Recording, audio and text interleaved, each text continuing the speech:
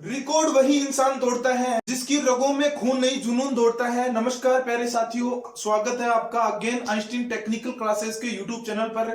प्यारे साथियों, आज हम देखेंगे ऐसे टॉपिक के बारे में जो चाहे 11th का बच्चा हो चाहे 12th का बच्चा हो, यानी 11th 12th के अंदर फिजिक्स की हम बात करें, चाहे हम बात करें आईटीआई का स्टूडेंट हो, चाहे हम बात करें किसी भी अदरवाइज कॉम्पिटिटिव एग्जाम की बात करें, तो उन सभी के लिए महत्वपूर्ण टॉपिक रहने वाला है।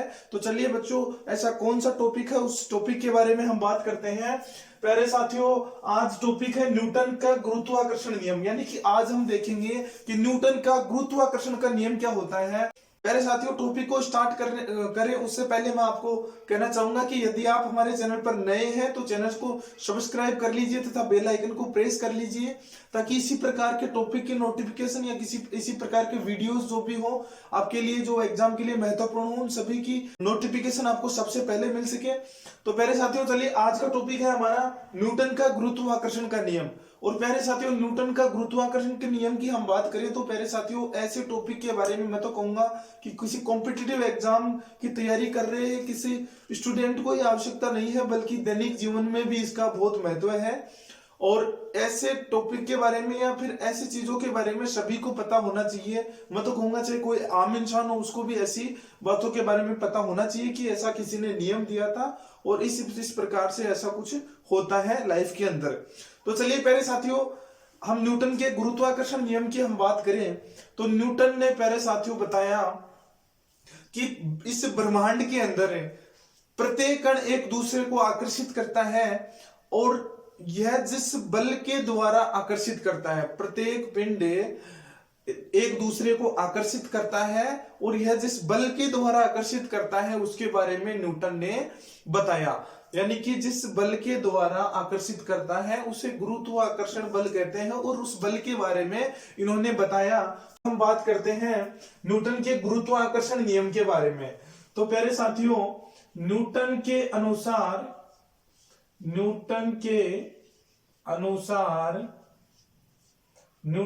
अनुसार किन्हीं दो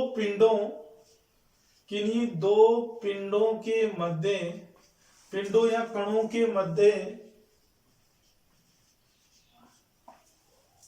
लगने वाला बल, मध्य लगने वाला आकर्षण बल, मध्य लगने वाला आकर्षण बल दोनों पिंडों के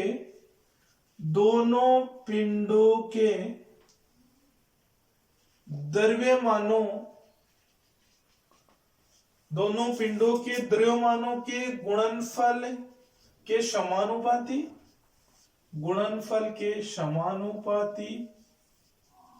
या हम इसको बोल सकते हैं अनुकर्मानुपाती। समानुपाती को हम अनुकर्मानुपाती भी बोल सकते हैं। देखिए, दोनों पिंडों के गुणनफल के समानुपाती तथा दोनों पिंडों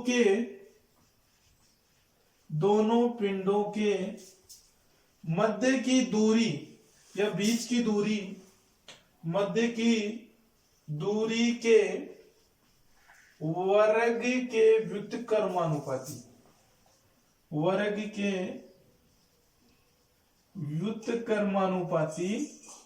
होता है, वर्ग के व्युत्क्रमानुपाती होता है। देखिए, वापस से देखिए, ये परिभाषा है, इसको हम एक्चुअल में देखेंगे कि यह किस प्रकार से बनता है इसका सूत्र। तो चलिए देखिए, न्यूटन के अनुसार किन्हीं दो पिंडों के मध्य लगने वाला आकर्षण बल दोनों पिंडों के द्रव्यमानों के गुणनफल के समानुपाती तथा दोनों पिंडों के मध्य की दूरी के व्युत्क्रमानुपाती होता है। माना कि देखिए, ये पिंड M1 है और ये पिंड M2 है, ये दो पिंड ले ली हमने, और इनके मध्य की दूरी ये मान ली हमने R है। माना कि ये दो पिंड M1 तथा M2 है, तथा इनका M1 द्रव्यमान है तथा इस पिंड का M2 द्रव्यमान है, और इनके मध्य की दूरी यानी इनके बीच की दूरी की हम बात करें तो माना R1 है। तो न्यूटन ने बताया कि इन दोनों के मध्य यदि कोई बल कार्य करेगा, और बल को हम किससे रिप्रेजेंट करते हैं, F के द्वारा, फोर्स। तो इनके मध्य कार्य करने वाला बल समानुपाती किसके होता है? इन दोनों के द्रव्यमानों के गुणनफल के समानुपाती, यानी m1 इंटू m2, यानी इन दोनों के गुणा के समानुपाती होता है। माना कि समीकरण 1 है। तथा आगे इन्होंने बताया कि दोनों पिंडों के मध्य की दूरी के वर्ग के व्युत्क्रमानुपाती, यानी कि दोनों के मध्य की दूरी क्या हो गई? r, तो वर्ग क्या हो जाएगा? R square. यदि हम व्युत्क्रमानुपाती की बात करें तो इसको बट्टा में लिख देते हैं, यानी कि f समानुपाती 1/r² हो जाएगा यहां से। ये समीकरण माना कि हमने 2 है। समीकरण 1 व 2 से हमें प्राप्त होता है, देखिए f समानुपाती m1 इंटू m2/r² हमें यहां से प्राप्त होता है। आगे हम बात करें, देखिए यहां से जब हम समानुपाती का निशान हटाते हैं प्यारे साथियों, तो f बराबर यहां पर समानुपाती की जगह क्या आ जाएगा? g into m1 m2/r²। यहां पर समानुपाती का निशान हटाएंगे तो यहां पर एक नियतांक आ जाएगा। कौन सा आ जाएगा? g। तो यानी कि इसका सूत्र क्या आ जाएगा हमारे पास में? न्यूटन के गुरुत्वाकर्षण नियम का f बराबर g m1 m2/r²। कौन सा सूत्र आ जाएगा? ये वाला सूत्र आ जाएगा, f बराबर g m1 m2/r²। यानी कि न्यूटन की ये गुरुत्वाकर्षण नियम के अनुसार दो पिंडों के मध्य लगने वाला बल कितना होता है? बल का मान कितना होता है? F बराबर g m1 m2/r²। अब यहां से हमें देखिए ये g क्या होता है? g क्या है यहाँ पर? यह एक नियतांक है। क्या है यह? नियतांक है। इसे हम क्या बोलते हैं? इसको बोलते हैं सार्वत्रिक गुरुत्वाकर्षण नियतांक। क्या बोलते हैं? सार्वत्रिक गुरुत्वाकर्षण नियतांक बोलते हैं। यदि हम इसके g की मान की बात करें तो पहले साथियों देखिए g का जो मान होता है वो नियत होता है और इसका मान होता है 6.67 गुणा 10⁻⁻11 इसका जो मात्रक होता है, यदि हम मात्रक की बात करें तो g का मात्रक होता है न्यूटन मीटर स्क्वायर प्रति किलोग्राम स्क्वायर। यानी कि g के हम मान की बात करें तो g का मान कैसा होता है? इसका मान नियत होता है। कैसा होता है? नियत मान होता है।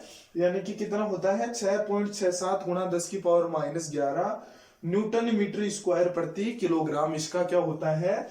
मात्रक होता है। आगे हम बात करें प्यारे साथियों, देखिए इसका मान बहुत इंपॉर्टेंट है, आप नोट कर लीजिए। ये था आपका गुरुत्वाकर्षण का नियम, न्यूटन के गुरुत्वाकर्षण का नियम। चलिए हम इसको दोबारा देखते हैं प्यारे साथियों। हम देख रहे हैं न्यूटन के गुरुत्वाकर्षण नियम के बारे में। और प्यारे साथियों, न्यूटन ने बताया कि ब्रह्मांड के अंदर प्रत्येक पिंड या कण एक दूसरे को क्या करते हैं? आकर्षित करते हैं, यानी कि उनके मध्य आकर्षण बल कार्य करता है। और वो आकर्षण बल का मान कितना होता है, इसके बारे में एक नियम दिया था न्यूटन ने, जिसके बारे में हम चर्चा करते हैं। चलिए देखते हैं। न्यूटन के अनुसार किन्हीं दो पिंडों के मध्य लगने वाला आकर्षण बल दोनों पिंडों के द्रव्यमान के गुणनफल के समानुपाती या अनुक्रमानुपाती तथा दोनों पिंडों के मध्य की दूरी के वर्ग के व्युत्क्रमानुपाती होता है। देखिए आगे हम देखते हैं कि माना ये दो पिंड है m1 तथा m2, या दो व्यक्ति हैं जिनका द्रव्यमान m1 तथा m2 है और इनके मध्य की दूरी r है। तो इनके मध्य लगने वाला बल क्या होगा? न्यूटन ने बताया कि F जो बल है ये समानुपाती होगा, यानी दोनों पिंडों के गुणनफल के समानुपाती, यानी m1 m2 के समानुपाती हो गया। आगे हम देखते हैं कि इन्होंने बताया कि इन दोनों के मध्य की दूरी के वर्ग के व्युत्क्रमानुपाती, यानी कि इनका वर्ग कितना हो गया? r²। और व्युत्क्रमानुपाती में हम लिखते हैं तो 1 के बट्टा में लिख देते हैं, जिसको हम व्युत्क्रमानुपाती बोलते हैं, F समानुपाती 1/r²। यदि हम समीकरण 1 व 2 को मिलाने पर देखते हैं कि हमें प्राप्त होता है F समानुपाती m1 m2/r²। यहां से हम देखते हैं कि यहाँ पर समानुपाती का निशान है। जब हम समानुपाती का निशान हटाते हैं तो हमारे पास में g जो नियतांक आ जाता है, जिसे हम क्या बोलते हैं? सार्वत्रिक गुरुत्वाकर्षण का नियतांक बोलते हैं। यानी कि F बराबर g m1 m2/r² हमारे पास में ये प्राप्त होता है। और ये किसका सूत्र है? न्यूटन के गुरुत्वाकर्षण के नियम का जो सूत्र हमें बल का जो सूत्र हमें प्राप्त होता है वो कौन सा है, F बराबर G m1 m2 बट्टा r स्क्वायर। ये सूत्र प्यारे साथियों सीधा भी एग्जाम में पूछ लिया जाता है कि न्यूटन के गुरुत्वाकर्षण नियम का सूत्र है या बल का सूत्र है, इस प्रकार से पूछ लिया जाता है। और यहाँ पर देखिए प्यारे साथियों जी क्या है, यहाँ पर जी एक नियतांक है जिसे क्या बोलते हैं, सार्वत्रिक गुरुत्वाकर्षण का नियतांक बोलते हैं, जिसका मान कितना होगा, जिसका मान कितना होता है, नियत होता है, और कितना होता है 6.67 गुणा 10 की पावर माइनस 11 और न्यूटन मीटर स्क्वायर प्रति किलोग्राम स्क्वायर। इसका क्या होता है प्यारे साथियों, इसका जो होता है मात्रक होता है। किसका मात्रक होता है, जी का मात्रक होता है।